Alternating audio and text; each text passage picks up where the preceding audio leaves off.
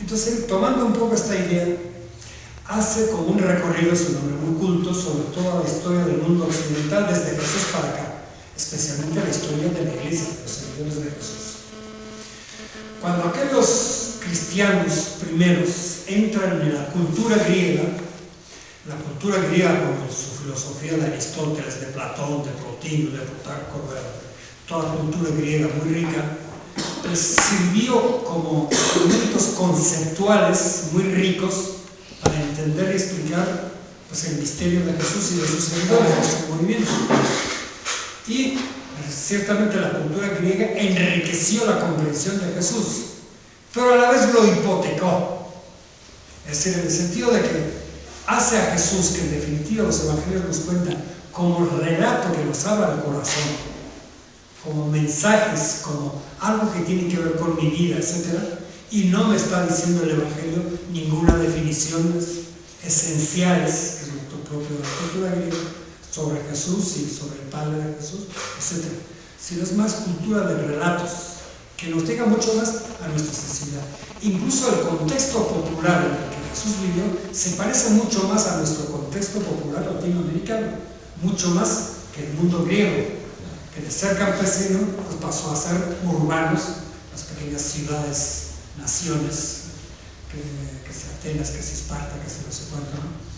Y se hicieron urbanos, pero la primera democracia, pero democracia con esclavos, democracia de los terratenientes, de los ricos, con los esclavos que les servían, podían ser muy democráticos, pero siendo los esclavos siempre esclavos, es democracia de nosotros los que vivimos bien. Ese es un poco el mundo rico culturalmente, que incluso nos enseña mucho para el desarrollo del occidente, porque influye mucho la cultura griega. En buena parte porque a través de los árabes que descubrieron esa cultura griega, que los árabes había gente intelectual muy importante, como Averroes o Aventurén de Guadix, etc., ellos llevaron la cultura griega en gran parte a través desde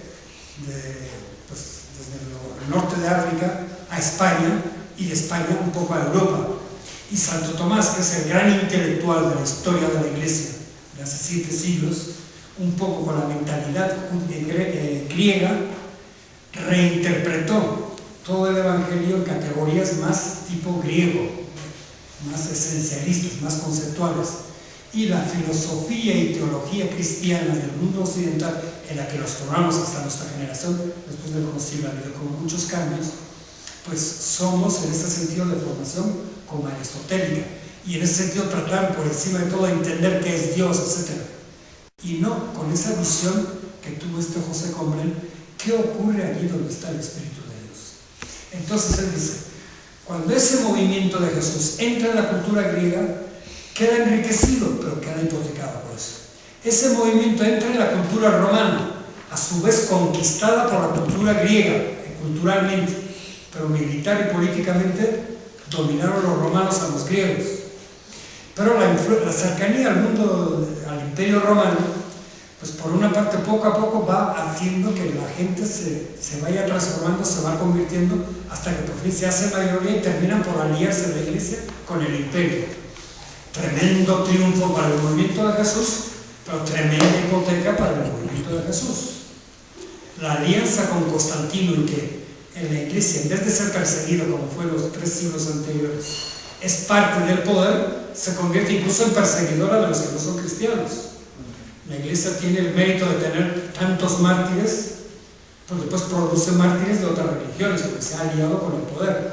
Y mucho de lo que tenemos nosotros en la iglesia y padecemos hoy en día, sí, gracias al imperio romano llegó el mundo occidental, y a través de España llegaron aquí los conquistadores, nos trajeron el evangelio. Hay muchas cosas muy bellas de la evangelización de América Latina, pero hay también muchas cosas monstruosas de lo que hizo la conquista en nuestro país.